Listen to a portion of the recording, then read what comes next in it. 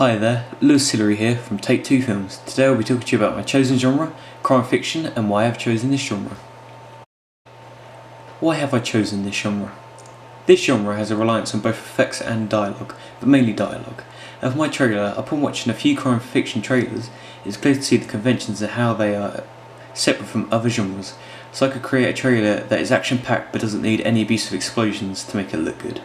I can use dialogue instead to leave the viewer questioning who is talking and persuade them to watch the full film upon release. I can still follow the conventional narrative code, but twist it slightly by using different locations throughout my trailer. You get the usual cops versus robbers in most crime films, but more recently, films like The Nightcrawler and Drive have focused on the criminals a lot more than other films, as they tend to play it safe and the antagonist and protagonist share equal screenplay, like in Heat, whereas The Nightcrawler and Drive, and an even earlier example of this, The Godfather, have mainly focused on the criminals, whereas in The Godfather, the criminal mafia family are the sole reason why the film has been made, because it focuses on the silly and sort of American family and who the Don is,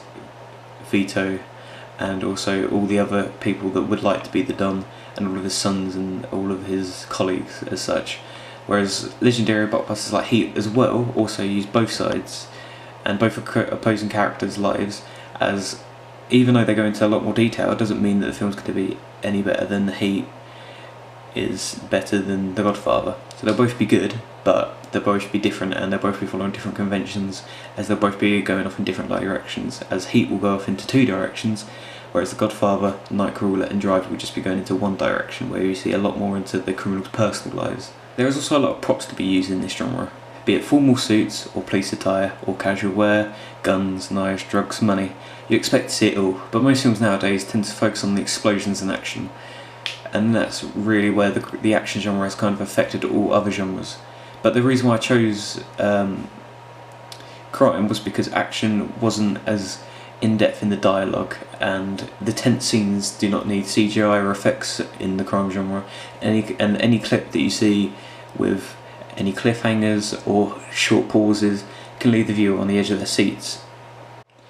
For my final trailer, I plan to film in New York when I go on holiday, and I can use the surrounding scenery like the subway, Times Square and overlooking skyscrapers to establish the setting for my film.